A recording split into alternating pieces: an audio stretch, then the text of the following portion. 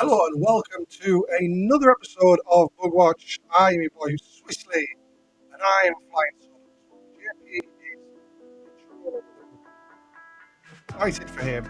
However, I am still here, and I want to talk to you guys about the wonderful world of Tyranid. See what we can dig out, what things we can unearth from this latest couple of weeks in 40k. Thank you very much. Oh wow, 7 in chat already. Let's go. Happy to see you all. Please comment and say hello and what have you. Things like as such. It would be great to see you. Yeah, it's been an interesting couple of weeks, right? With WTC, loads of singles events, some GT wins for the Tyranids, which is awesome. I myself have been playing around with what I'm going to take to Hellstorm in a couple of weeks. I even trialed out a bit of Unending Swarm yesterday just to double check that it's not terrible. And it's an interesting one.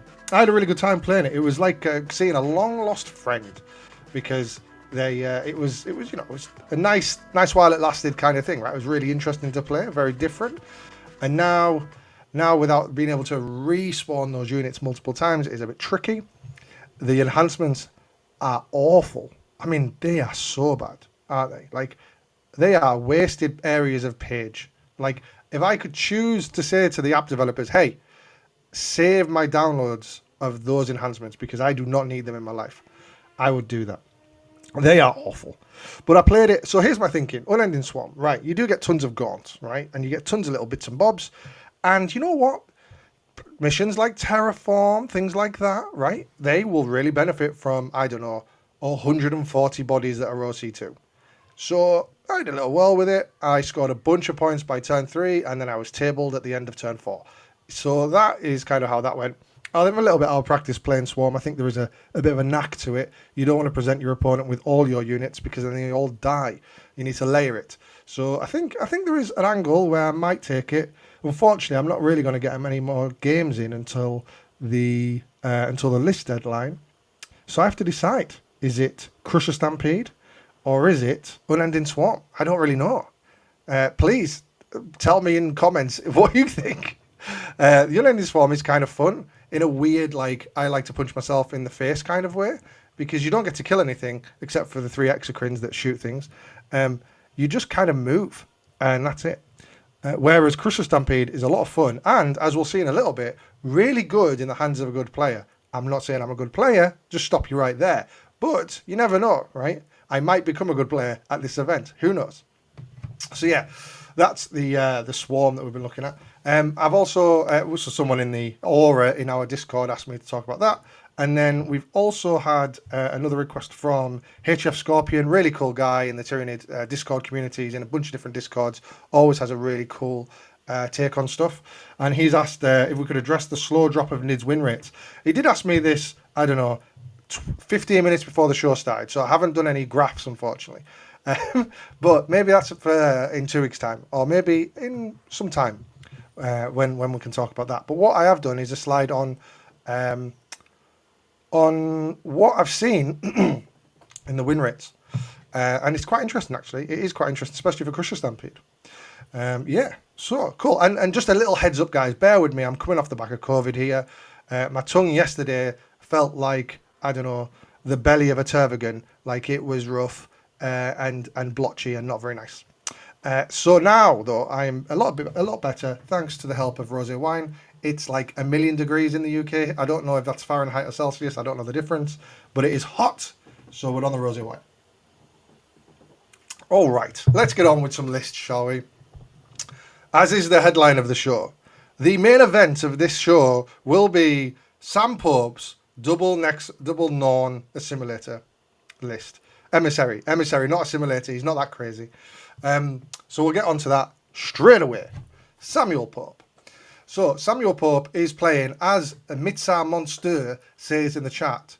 As Jason Bertone says in the chat, Synaptic Nexus, let's go. Sam Pope has brought Synaptic Nexus. This is, without blowing too much smoke up Sam's ass, he is one of the innovators of Tyranids. He's a mainstay. He is someone who is dedicated, seems like he's dedicated to this faction. Someone I very much admire, with some really cool lists he comes out with. And here he is proving that he isn't just a one swarm pony. He is, in fact, very, very good at this game.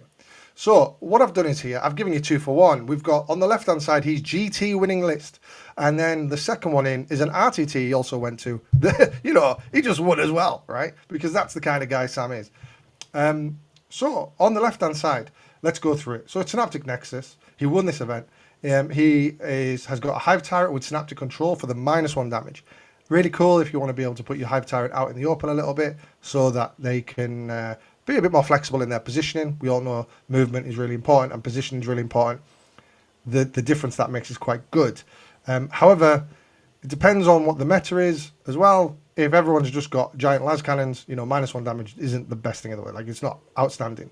That's why I think that secondary, that enhancement can sometimes be awesome, but most of the time I wouldn't take it because I know for a fact my opponent would just hit me with like a D6 +2 damage weapon and then roll a 6 and I'd be like, cool, glad I had the -1. But I think in the majority of occasions, for example, playing loads of damage to melee, such as like Blood Angels and things like that, perhaps that is a cool little add-on. Then we've got 10 Gargoyles and 10 Hormigants, so nice mix. I think one of the interesting things for Tyranid players at the moment is to figure out how to use these differently, right?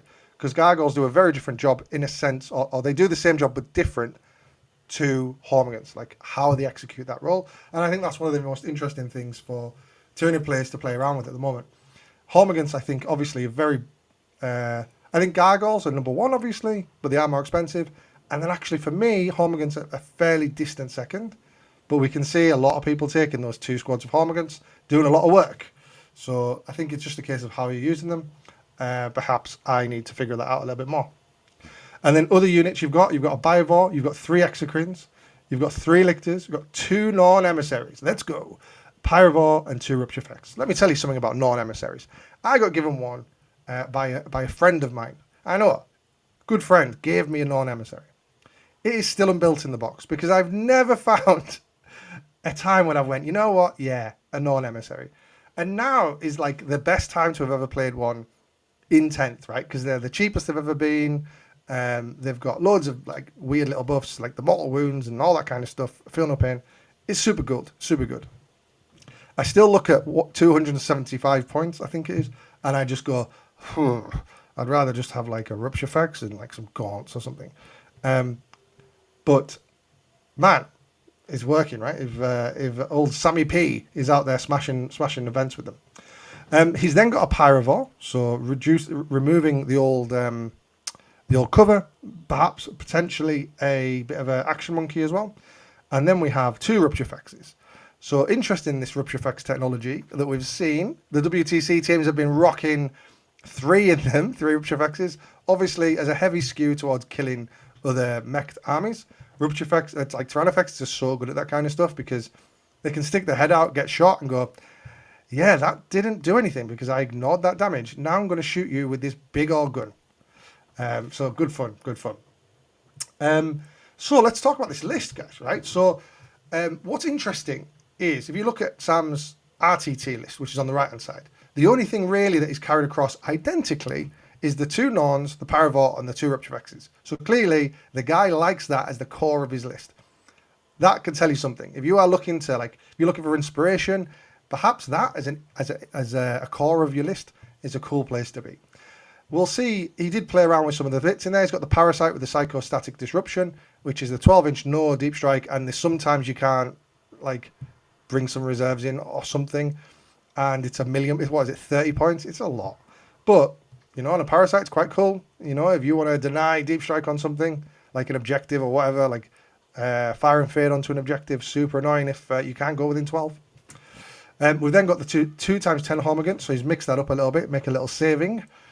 We've dropped a couple of Lictors, we've dropped an Exocrine, we've stuck in a Haruspex, which is a vibe, right? Very interesting choice for Synaptic Nexus. And then we've also got a Neurolictor, which, yeah, makes sense, totally makes sense. So I think we're seeing a lot of Synaptic Nexus builds really lean into that Battle Shock stratagem, where you can take mortals if you feel a Battle Shock. There's none of that here, except for the Neurolictor in the one on the right. So that's really interesting. I think we're just really leaning into the reroll 1s, perhaps, and the Armor Contempt, which is super good on Norn Emissary and a Rupture Effects, right? This is 2 big chunky units that can use as an anchor. And I think that's really interesting. We'll get to that in a sec. Right, let's look at his run.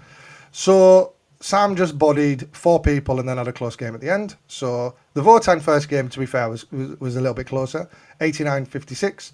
GSC 154, like woof. Firestorm Black Templar. It was a bit of a bananas list, but I mean, they obviously won 3 games to then hit Sam, so fair play to them. 96-45, woof. Then a Blood Angels list, so you start to think, okay, this is going to be some pretty hardcore stuff right now. And it was over, I did the points, over 50% of it is Death Company. Like, it looks rough, it looks scary. 97-31. Ow, that, whoa, it's going to leave a sting. And that's the 4th game. That person, I believe, I might be wrong, won 4 games and then got 97-31. Pretty rough. And then Sam's close game at the end was against 3 Hecatons and 5 Sagittar Votann. So very, like, mech-heavy list. With loads of boys inside transports, which I think is something that this list will struggle to deal with, because you won't get 2 units charging something. You need to get, angles, etc. And of course, having transports gives you the opportunity to disembark your boys behind a wall, or whatever you want to do. So it makes it a little bit more tricky. But Sam come out on top by 2 points. So well done, Sam. Super cool. That's the talking points for this list for me. Obviously, double Norn, double Rupture Effects. Hey, I heard you like high toughness and 2 up armor saves with Armor Contempt knocking around. You can't do Armor Contempt on the Rupture Effects, but you can do it on the double Norn. But hey, if you've got them all next to each other, why not give them all reroll 1s to hit against the target from the Norn or from the Hive Tyrant? Yeah, I mean, that's pretty cool. And then in terms of anchors, so one of the things I've been talking about recently is what anchors you have in your list to really, take the hit from your opponent. My problem with Vanguard Onslaught, for example, is you just get hit and then you fall over because you've got low armor saves. If your opponent hits you, you die. So you need something like a wall, in my humblest of opinions, for your opponent to hit and then kind of get stuck at. I find Maliceptors are really good at this. -1 to hit, awesome. 4 up invul, awesome. High toughness, amazing. They're really good at that kind of role. But we're seeing, and we'll see a few more lists now, Norns are taking that place a little bit. Norns are adding more value to some certain players than the Maliceptors. Maliceptors in 2s and even 3s were a mainstay, and in some lists still are, of lists. And now Norns are taking a bit of a role, more of a role, which is great to see. We're also seeing Tyrannofexes do that role as well, because they take punches real good. Yeah, you're right. The Tyrannofexes cannot use the Armor Contempt. Only the Norns can. Guru Karma. So very cool. Then we've got Pyrovore makes both of these lists, which is quite interesting. So that makes me, I'm going to second guess Sam here, but that I wouldn't dare second guess the man who has a cowboy hat and Taylor Swift earrings, but I'll try. The Pyrovore obviously rips that cover away. How important is that with a Norn Emissary and a Rupture Effects? Maybe that is a big deal for him in the meta. And then we've got the enhancement choices. So again, I don't think the enhancements in Synaptic Nexus personally are that amazing, but Sam's made a choice to put those in where he could have used points. So that Psychostatic Disruption, for example, could have made 10 of those Hormigons into Gargoyles, but Sam thought it necessary to put it in the Parasite. The Synaptic Control, again, I think could have done the same for the Hormigons in that list as well. But he finds them important, so he stuck them in the list. I'm great for that. Cool. So that's Sam Pup's list, man. That's super cool. Well done to him. One of my little Tyranid heroes, I think, within the community. Let's quickly hit the wall. Midsar Monster is voting for Crusher. I just feel the potential is close to being unlocked. Well, I've got some good news for you if you stick around to the end, because we've got some really interesting data on that. Craig Bedford, hi mate, never caught you live, but love the content. Thank you, Craig, that's very kind of you. I think I've featured one of your lists in the past, if I'm right, maybe. But yeah, maybe see you at an event soon, because I believe you are based in the UK. Guru Karma, I've already mentioned yet. The cannot use Armor Contempt on the Rupture Effects, unfortunately. And then hi all, our boy Swissley with the best nid show in the worldwide Synapse. Thank you very much. Very kind of you. All right, let's get to the next list. Kenneth Onyeabor. Nailed it. with Invasion Fleet, who went 6-1 at the Salt Lake Open. I've seen Kenneth a few times on Wargames Live. Pretty great player. Let's talk about the list he won 6 games with, and a bit more. This event, by the way, totally bananas. Wait till we talk about the list. The other lists that he didn't take. He took a list, and it is kind of bananas. I think it's quite interesting. That's why I featured it. So we've got characters Neuro Tyrant and All One Eye. No enhancement. I think putting an enhancement from Invasion Fleet on the Neuro Tyrant, probably a bit of a waste, and you obviously can't put it on All One Eye. So we're not taking any. Okay, so if I said to you, I'm taking Old One Eye, you're expecting him on his own or with his 2 friends, aren't you? Kenneth says, no way, mate. Not having it. I'm having 1 Carnifex, and he's going to have a heavy Venom cannon. Like, what? What? How? How does that work? But he's done it. I think it's quite interesting because I personally, I think that's crazy talk. But maybe it's linking with that Paravor, one of those 2 Paravors down below, and he's taken off the cover so you can't escape the -2, and you're getting the 3 damage through. Maybe that's a vibe at 125 points. Maybe you can say, okay, I'm rerolling my hits from strength, probably 10 if you've given Synapse from the Neuro Tyrant. Perhaps that's a vibe. Then we're rocking the JP special of 3 Exocrines. We've also got the 3 Maliceptors. So JP, I know, I feel like he's on holiday now, lying on a beach. Just got a bit of a tickle in his stomach and going, made him happy.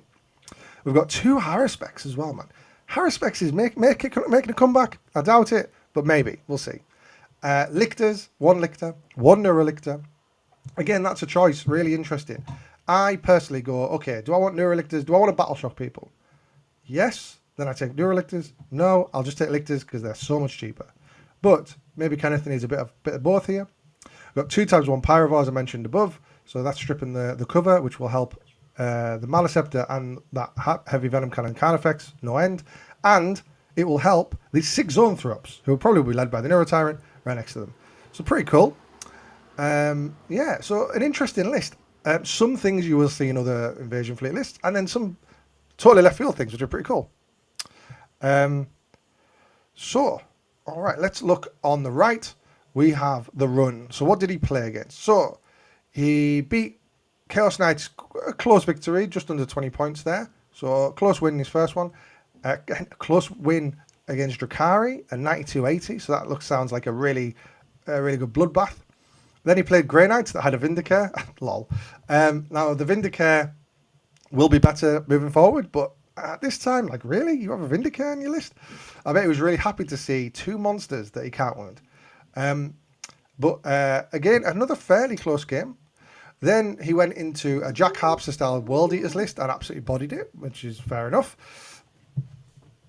We've then went into a interesting Renegade Raiders list. So this is where the list started to get a bit wacky, but obviously, you know, these lists have won games, so fair play to them. Abbey, Winged Demon Prince, and 10 Terminators, and then the other kind of generic stuff you see in Renegade Raiders. I mean, what a wild list. And Kenneth kind of ran it over, 81-48. Good 33-point win there. My maths is good. And then his loss. Now, wait, what about this list, guys? What about this? Forcetan, right? So you had the Deceiver, if I remember rightly, and the other one, the big one with all the things around it. The one that kills vehicles and stuff. Then he had 2 normal Satan. Then he's went, oh, you know what? I'll have triple Doomsday Arcs as well. We'll have triple Hexmark as well. Like, that is a list. He had some other bits and bobs around it, but he lost that. And again, a narrow loss, really, right? So 11 points. Man, that sounds like a wild game. Could you imagine watching this list versus that list? That sounds sick. If only that was on TV this weekend.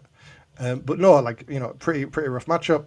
Obviously, those things have the ability to kill what Kenneth's bringing here. Again, no rupture effects, right? So we are strength 10 across the board or strength 9 across the board.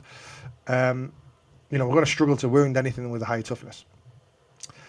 And then he went in his last round into triple strike and Scorps Eldari. So I had triple strike and Scorpions with a bunch of other stuff that you kind of more commonly see in Eldari, and a very close win by 4 points. So it sounds like Kenneth worked his ass off this weekend, but has reaped the rewards with a 6-1. So again, here's the thoughts here. So a wild event, 1 heavy Venom Carnifex instead of the Death Spitters for the rerolls on that, which is pretty good. But again, like a super interesting decision there. What we've got here as well is a layer of mid-board monsters. If you're not Crusher Stampede, then you are kind of like, with loads of monsters, trying to get around all the terrain. Now, we know there's a bit more terrain than there was in the past now, so there's more things for your guys to get around. So your Haruspecs are probably, either the Haruspecs or the Maliceptors are your first wave of kind of monsters. And then the other, whichever one you didn't choose, will go behind it and like kind of take over their role when they die.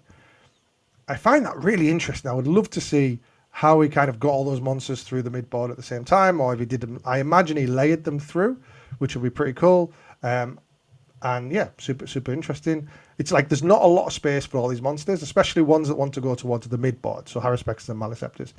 Of course, Exocrines can sit back and shoot. That's kind of their job, and then they kind of move up, touch objectives and where they can. But Maliceptors and Haruspecs are kind of doing similar roles. And it seems like Kenneth's really leaned into killing power. There's not many scoring and primary denial pieces. You know, like battle line units, never heard of them. What are you talking about? None in this list. But, I mean, in terms of action monkeys, we've got 4, if you include the Pyrovores.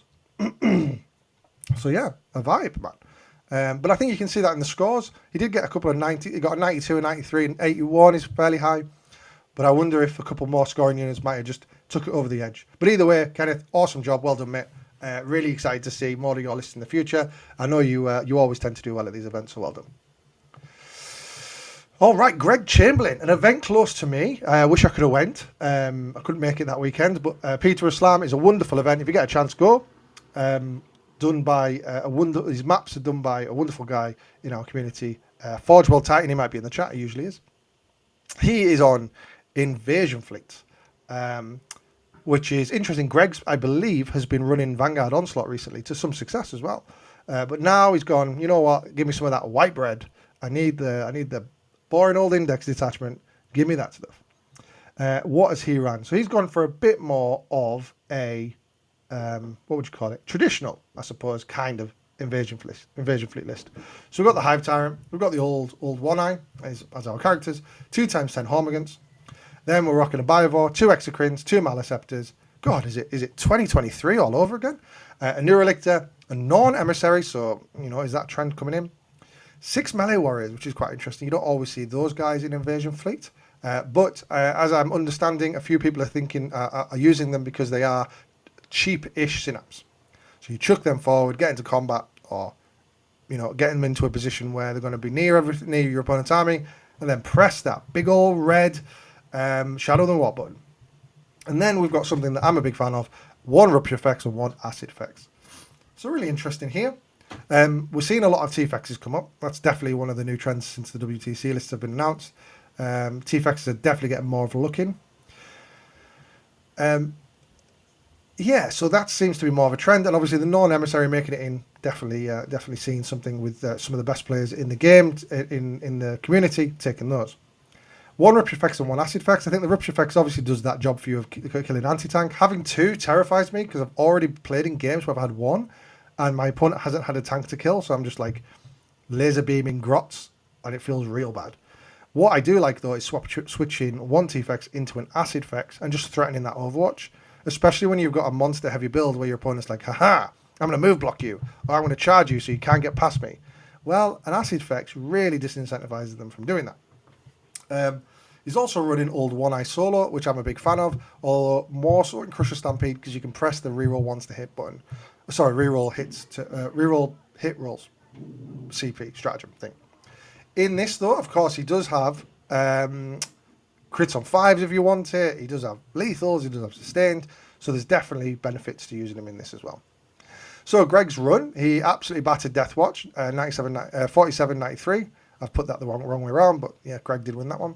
Then he played a Lord of Skulls Soulforged matchup, which I bet was a blast. Playing Soulforged is one of my favourite experiences in 40k at the moment. It's so much fun. And that was a close game, only 5 points in it. So well done to Greg on that one. We've got Wraith Knight Eldari with, I believe this was 6++'s own Harley. And Greg seems to have just put him back in the bin with 86-68. Then he played into a Mirror Vanguard Onslaught. Can you believe a Tyranid player in the Vanguard Onslaught player in the Tyranid Mirror lost? I can't believe it. But yes, for the running joke. But yes, Greg did do very well into that and won by over 20 points, so well done to him. And then he went into Jack Tight, friend of the show, incredible player, and he beat Jack Tight by a single point in the final. Really awesome. Well done to Greg there. So yeah, a really interesting list. If you are interested in Invasion Fleet, definitely one to look at and take inspiration from. Quickly looking at the chat, Guru Karma. Can move block this on UKTC fairly easily with no acid effects. Think GW terrain is more forgiving and that with open parts of the ruins now maybe. Yeah, so that was referring to the last list.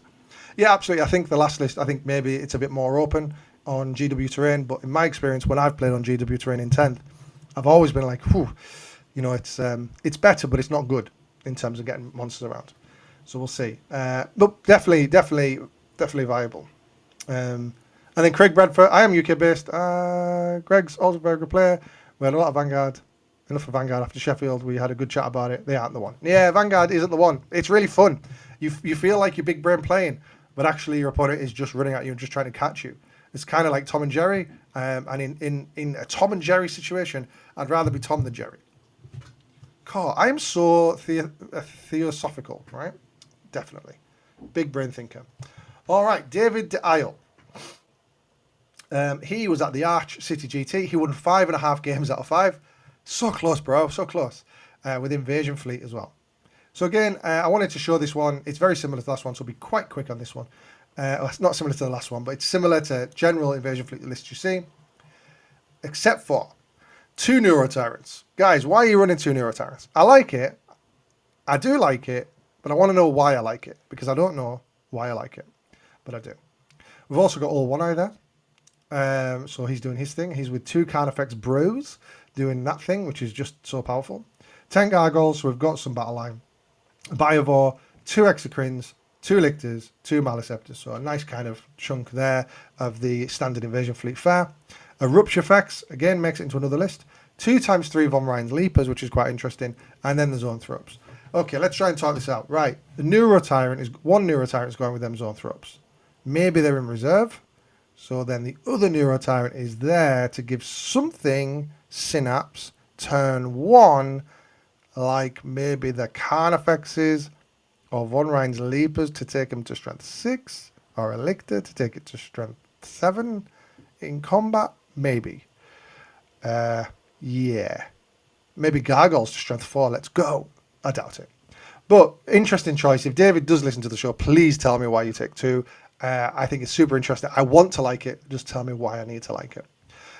So his run. Necrons absolutely bodied them 143. The Chaos Knights, not an easy matchup for Tyranid. One of our worst matchups. Not for David, it's not. 134. Then he went into Chaos Demons. 97-57, a 40-point win. Pretty strong. And then he went into a really good Blood Angels list and drew 75-75. So, is there a worse feeling than drawing a game of 40k? I'd rather have lost. Do you know what I mean? Sometimes you're just like, oh no. But no, 75-75, good game. And then he went into Bringers of Flame, who are awesome at the moment, and got a 4-point win. Super cool. Yeah, really interesting. So yeah, the spiciest here, except for the Neuro Tyrants, which I've already mentioned, is the 2x3 Von Ryan's Leapers. Now, again, I think people are using these maybe to deny early pressure, so you can't scout towards me, things like that. Maybe David wants that space to kind of play with himself. So, for example, if you want to bring in Zoanthropes from the board edge, you don't want your opponent scouting up the board and charging you early doors or getting ahead of themselves, because then you've got nowhere to bring those Zoanthropes in, except your deployment zone, and no one wants that. So maybe it's a bit of that. Maybe it's a bit of easy heroic into stuff. So bring them in from reserves, then the heroic can fight first against some like easy chaff targets, perhaps. But yeah, quite interesting. All right. More rosé wine. Cool. Let's go on to the next list. Courtney Hill. So this was an RTT, but I thought it was quite an interesting list, so I wanted to talk about it. So it was at the Winter Assault RTT. He won 2.5 games, so he didn't quite win it. I think he dropped to like 7th, bless him. Like what? Like that's pretty rough. You win 2.5 games out of 3 and you got to 7th. But really interesting list. So he's gone with Crusher Stampede, and he said, you know what? Named characters, I love them. I want Death Leaper, Old One-Eyed Swarmlord. He's then stuck a Neuro Tyrant in there. Not what I like to do personally, but interesting. Let's see if there's more Synapse in there. We've got 10 Gargoyles, so they're doing some actions and bits and bobs, bit of primary denial, things like that. We've got a Biovore, 2 Exocrines, 3 Lictors in there for the actions, another Neurolictor, a Pyrovore, so we've got plenty of stuff to do actions and score secondary points. Then we've got a Trigon, love Trigons and Crusher Stampede. And then we've got the 3 Rupture Effects. Courtney said, "Hi, WTC, I like your style. Let me have a go at that in singles." And let's see how it went. So he played against the Avatar of Kane Eldari with a 90 to 78 point win. We then went into Bringers of Flame. It doesn't look, I imagine this game never finished, but for a 73 to 48 win, so really strong. And then an 84-84 versus what seems to be the nemesis of our weekend, the last 2 weeks with Votan, so 84-84. And they had double Hearthguard and double Hecaton land fortresses in that list, and a bunch of Sagittars. So it was really, again, another mech list, but with a bit more killing power, I think, with the Hearthguard. So really, really interesting list here. We've got the Spicy is the WTC team's innovation coming to life here. We know that they did obviously quite well at the weekend, or they made quite good representation. To be fair, I haven't looked at how they did, but I can imagine they must have done all right, because that seems like a really bold take. And you don't take something that crazy if it's not going to work. So really interesting, the 3 Rupture Effects. And then enough scoring potential is there with all those action boys. I think my issue with this, I don't know. I like, what Tyranids are really good at is damage 3, right? You've got Maliceptors, you've got Exocrines, you can shoot the crap out of things with damage 3. You've got Trigons, damage 3. You've got Swarmlord, damage 3. You've got Hive Tyrants, damage 3. We are really good at damage 3. There's not a lot of it in this list, right? You've got 2 Exocrines, you've got the Swarmlord, you've got a Trigon. So the Trigon, if it makes it into combat, great. Swarmlord, probably like later in the game, you don't throw them forward straight away. The Exocrines, they get angles, they'll be able to shoot straight away, no problem. They're given the reroll ones that hit to the Rupture Effects, is all about that. That's totally fine. But then if you're getting 3 Rupture Effects on, I don't know, some other army, let's look at Bringers of Flame, right? Okay, bad example because they have loads of tanks. The Avatar Eldari. Once you've killed the Avatar, what are you shooting? Are you shooting like Aspect Warriors with laser beams? Like, feels kind of bad, right? Especially when they've got a 5-up invuln or whatever, and they just make it. Yeah, I don't know. I don't feel like 3 Rupture Effects is awesome in singles, but Courtney's proved me wrong here and done pretty well at RTT. So it is an RTT. Take it for that as you will. But you need to beat the people in front of you, and Courtney did very well at that. So well done to Courtney. All right. So that's the list we're going through. I wanted to quickly touch on something I thought was quite interesting. Question I get a lot is, where do I get all the stats that I use for the show? They are from statcheck.com/the meta. The guys at StatCheck are awesome. They've got a podcast. Go and watch it. I mean, come on. If I'm talking to you, you've watched the StatCheck. You know about StatCheck. So go and see their show. It's really great. Go and play around with the data set. It's super interesting. What I've done here is looked at what percentage, you can see on I'll use my fancy pointer skills, laser pointer, what percentage of the player base, of all 40k player bases, are Tyranids. And you'll be surprised to hear, it's across total, it's 6%. That's like the second highest. And I've got the ranking here, the second highest most taken faction. And then if we look at the top 50% of players, it's still the second highest, and it's still 6%.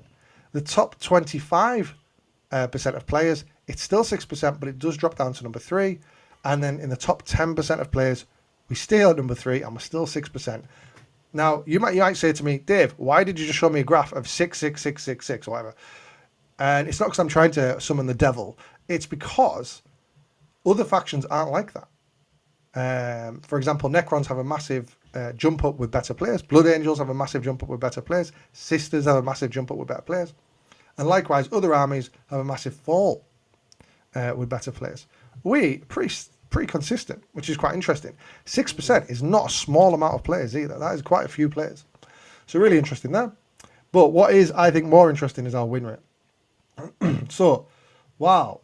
And this is shout out to you, Scorpion, for interest on the win rate. So this is in Pariah Nexus, the meta, and it is only until, I mean, this is for the month of July, essentially. We had a 49% win rate. Excuse me. at total player base, and that's number 17th. So out of all factions, I think there's 28 factions, so 9 from the bottom, I suppose. And then we go to the top 50% of players with 61% win rate. That's a pretty big jump. That's a 12% jump.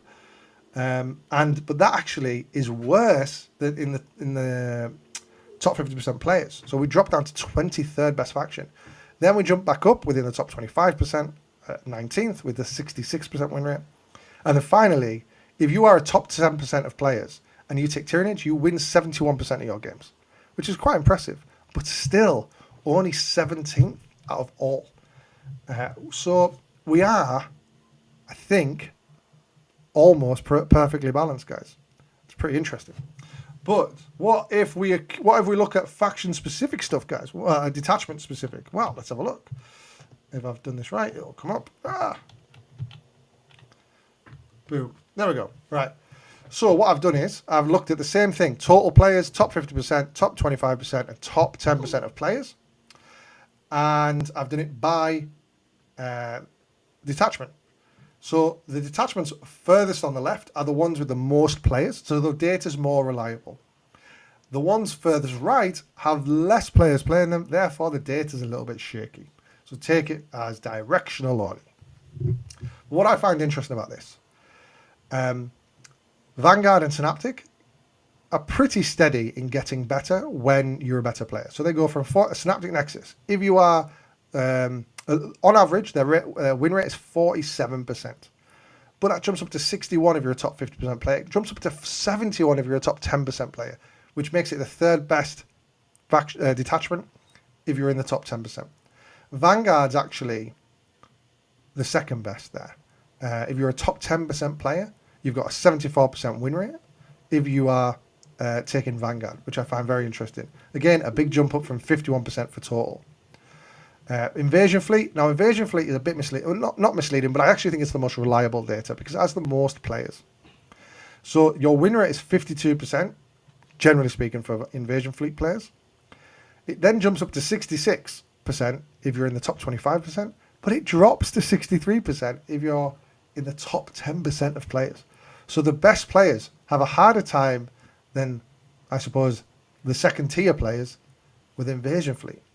And I think that just shows that Invasion Fleet, I would suggest, if I was to make a broad, unwieldy statement, that would tell me that Invasion Fleet doesn't really reward player skill that much. If you're a really great player, I think it rewards you less than other detachments reward you. And let's talk about Crystal Stampede. Now, this is a much smaller sample size, right, to be totally clear. It has a 44% win rate across the board. So if you're a player and you take a Crystal Stampede, you win 44% of your games. Then we jump up to the top 50% of players have a 63% win rate. That's already the best for the top 50% of players out of all of our detachments. So if you think you're the top 50% of Tyranid players, Crystal Stampede gives you the best opportunity to win games by only 2 percentage points, but it's still something. Then it jumps even higher at the top 25%, 71% win rate. That's what? 7% more than Synaptic Nexus. It's 5% more than Invasion Fleet. Then there's only one player. So there's one player who played like 5 games and got 100% win rate. So of course, and he was a top 10% player. So that's that. That's fine. So it's a bit tongue-in-cheek showing the 100 there. But still, it is showing you that when a good player gets this detachment, they can do really good things with it. You might be saying to yourself, but Dave, we have 6 detachments. Where's Unending Swarm? Well, guys, sad news. No one's played Unending Swarm according to the StatCheck website. So pour one out for our 140 friends who are not being played on the tabletop. For all those hastily painted termagants, pour one out as they sit in garages across the world, gaining dust. And then we have a Simulation Swarm at the end, who has had some players, not many, and they've not done very well, or they've struggled. And I think it's because that detachment is trash. I'd much rather play Unending Swarm than a Simulation Swarm, personally. Having to jump through hoops with bad units made okay in this detachment to get any kind of benefit, just is bad, man. Let's see if we have any more questions in the Discord. Of course, if you have questions, put them in the chat. If you have things you want to talk about, get the chat talking. I want to hear it. So we've got Caravan. Outside of Tyrannofexes, are there any obvious answers to Crusher Stampede to use against knights, tanks, high toughness things? Exocrines and Maliceptors are decent against T10 transports and struggle against T12. Totally agree. So, interesting, really interesting. So, the Hive Tyrant will give you that aura of lethals, which is okay, right? That's fine. That will do some things for you. It will increase your efficiency a bit, but I still don't think it's enough to just lean on that. I think John was really keen on that with the Carnifexes with Death Spitters, because all those shots with lethals rerolling your hits is quite nice. I think that's a way to get around it. I also think the tank shock stratagem is definitely something to lean into if you can. Obviously, the mortals are really nice. Worst thing in the world is when you go into like a Catan and you do one mortal and then it heals it next turn. That burns my soul. But it's tough. I think Eruption Fax is pretty... after my last show when I said I'd just keep them all in my cupboard. Yeah, I put one in my list now for that reason, really. It's pretty good. Yeah. And then I'm current about our current toughest matchups. If any of these winning lists went up against them, and how have they performed successfully against them? I mean, it's tough, right? I think Knights are probably one of our, for me personally, is one of our toughest matchups because, again, wounding them, or vehicle skews like that Necron list with the Zatans and everything. I think that is just our Achilles heel, but it's a lot of people's Achilles heel. Why do you think Crusher Stampede gives you a bit of a leg up? I said it in my Crusher Stampede video. Not all armies can deal with, hey, here's my army of toughness 11 and 12. Deal with it. I think it just gives you that instant higher base from all of the Tyranid armies. Detachments. And from there, you can then, lean on and win a game. That's what I think our toughest matchup is, for sure. For sure, is the old high strength, high toughness, and the high toughness with a good armor save is just rough. I think that we can get around it, and I think the tools are generally lethal hits and rupture fexes. Combat, you've got all one eye, so all one eye is actually pretty handy. So I use them in Crusher Stampede, rapid ingress in behind a wall, run through the wall, kill big monster. Everyone has a party, fiesta time, right? Really nice way of doing it. I also think that, again, it doesn't really help the T11 and 12, but against T10 or stuff like that, the Synapse change to Maliceptors and Hive Tyrants is so good, and the Swarm Lord. Like, going from strength 9 to strength 10 makes a big difference in a lot of matchups. If you haven't played them, get out there and play the game, because you'll see that really is like more popular. Really popular and powerful than you would think. Hey, JP's in chat. All one eye plus friends is so good, but can you kill toughness 12 with it, JP? That's what we want to know. Right. Well, I think that's everything from me, guys. Thank you all for watching. I can see that we've had tons of people watching. Big thank you for you watching at home. Please like and subscribe, because that's what my life is all about at the moment. It's really kind when you do that. It looks awesome for me when I tell my wife, as she kind of like stares off into the distance, and I tell her about all the metrics. And yeah, maybe if you're going to Hellstorm All Stars, I think there's tickets left. Go to that, and we can hang out and have a beer. That sounds cool, right? Yeah. And I will call it a day. Have a good one, guys. Come and join the Discord as well. That should be in our description below. Catch you guys later. Goodbye.